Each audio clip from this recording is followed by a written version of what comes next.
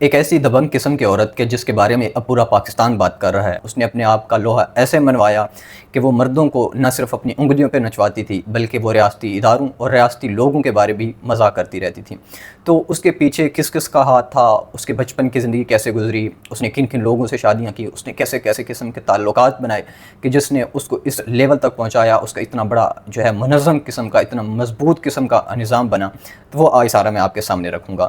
انمول اس کا اصل نام تھا اور یہ عرف عام میں پنکی کے نام سے پہچانی جاتی تھی۔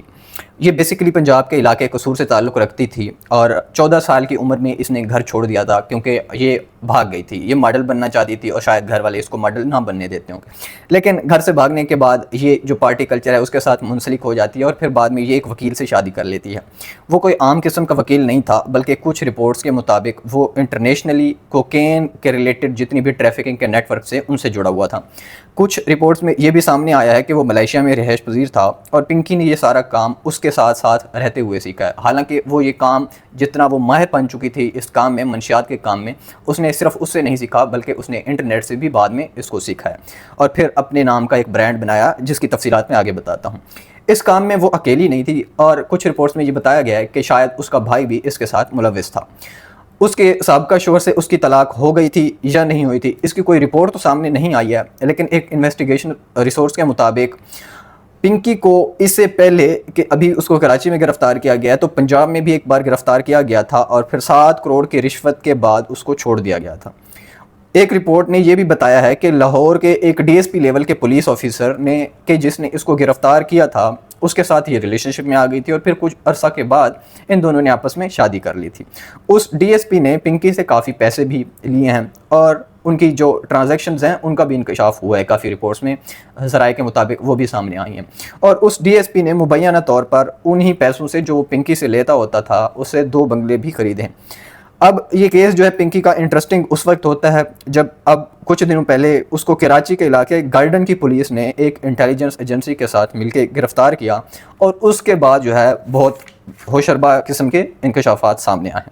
جب اس کے فلیٹ پہ ریڈ کیا گیا اور اس کے بیگ سے ایک پسٹل ملا، اس کے علاوہ وہاں سے 1 کلو سے زائد منشیات، 15 کے قریب کیپسول، کوکین اور بہت سے ایسے مہنگے کیمیکلز بھی برآمد ہوئے ہیں جو کہ انتہائی مہلک اور صرف بڑی دوائیاں بنانے والی کمپنیوں کے پاس ہوتے ہیں، جن میں کیٹامین، ایفیڈرین، ایسیٹون شامل تھے۔ وہ ان چیزوں کا استعمال کرتی تھی اور خود کوکین بنایا کرتی تھی اور اس کے پاس اپنی ایک لیبارٹری بھی تھی جہاں وہ یہ سارا کام خود کرتی ہوتی تھی۔ وہ ایک ماہر کوکین بنانے والی بن چکی تھی۔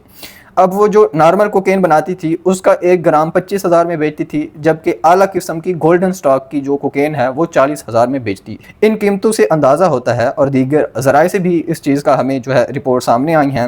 کہ پنکی کے کسٹمرز اشرافیہ تھے، ایلیٹس لوگ تھے۔ وہ صرف کراچی میں نہیں بلکہ لاہور اور اسلام آباد میں بھی منشیات سپلائی کرتی تھی۔ کراچی میں اس کے بیس کسٹمر یعنی پکے گاہک کوئی 800 کے قریب افراد تھے اور ان میں اسٹوڈنٹس، بااثر شخصیات اور ایلیٹ حلقوں میں تعلق رکھنے والے لوگ تھے، جس میں کئی حکومتی اداروں سے منسلک لوگ بھی بتائے جاتے ہیں، لیکن ابھی سب کے نام سامنے نہیں آئے ہیں۔ پنکی کا موسٹلی کام کراچی کے علاقے ڈی ایچ اے اور کلفٹن میں چلتا تھا۔ اس کام کے سلسلے سے پنکی نے مخصوص رائڈر بھی رکھے ہوئے تھے جو منشیات کو مخصوص پتے پر پہنچاتے تھے، اور ان رائڈرز میں عورتیں بھی تھیں اور عورتیں رکھنے کا محض ایک مقصد تھا کہ جو پکڑے جانے کا خطرہ ہے وہ امکان سب سے کم کیا جائے۔ اب پنکی کا اصلی روپ جو دنیا نے دیکھا یا پاکستان نے تب دیکھا جب وہ عدالت میں پیش ہوئی تو مافیا سٹائل میں آئی، بڑی ٹہلتی ہوئی آئی، ہاتھ میں بوتل پکڑی ہوئی تھی اور اس کا ڈریس بھی ایسا تھا جیسے صبح کے وقت کوئی بندہ اٹھتا ہے اور ناشتے کی ٹیبل پہ ناشتہ کرنے جاتا ہے،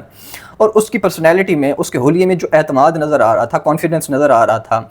وہ بھی بہت ساری چیزیں شو کرتا ہے۔ اور اس کے ساتھ ساتھ اس کا جو تفتیشی افسر پیچھے چل رہا تھا اور اس کو اسکورٹ کر رہا تھا اور بتا رہا تھا کہ میڈم آپ اس طرف چلیں اور اس طرف چلیں، یہ اور کچھ نہیں بلکہ میرے پیارے پاکستان کی وہ اصل حقیقت ہمارے سامنے لا کے کھڑا کرتا ہے کہ یہاں پہ مجرموں کو کس طرح سے پروٹوکول دیا جاتا ہے، اور جو ہمارے ہیروز ہوتے ہیں اور جو ہمارے اچھے لوگ ہوتے ہیں کہ جن کی ہم نے رسپیکٹ کرنی ہے یا جن کی عظیم قومیں رسپیکٹ کیا کرتی ہیں، ان کے ساتھ جب پولیس ان کو گرفتار کرتی ہے تو ان کے ساتھ کیا حال کیا جاتا ہے۔